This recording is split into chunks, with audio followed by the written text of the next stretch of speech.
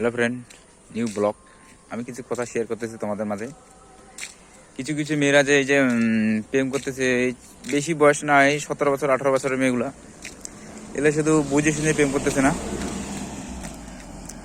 দেখতেছি আবার হাত কাটতেছে। এগুলা উচিত না ওদের। আমি বোনগুলোর উদ্দেশ্যে বলতেছি, প্রেম যদি করার ইচ্ছা আছে ভালো করে প্রেম করবা।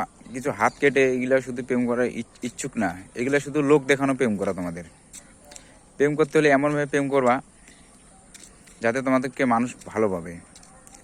আর যদি প্রেম করার ইচ্ছুক থাকে তাহলে ভালো করে প্রেম করবো, আর যদি ইচ্ছুক না থাকে তাহলে ওইভাবে প্রেম করবো না। কি যে লোক দেখে প্রেম করা উচিত না।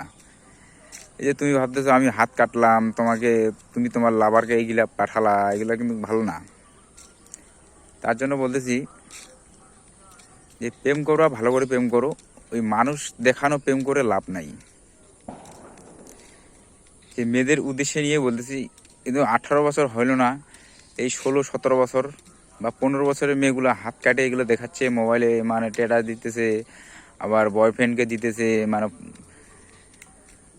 এইগুলা না করে তুমি প্রেম করবা, তোমার সুস্থ ব্রেনটে প্রেম করবা, যাতে কেউ যাতে বুঝতে না পারে যে আমি প্রেম করতেছি। তো প্রেম করবা, প্রেম করার মতো করো। আর যদি প্রেম না করতে পারো তাহলে করো না, বেকার।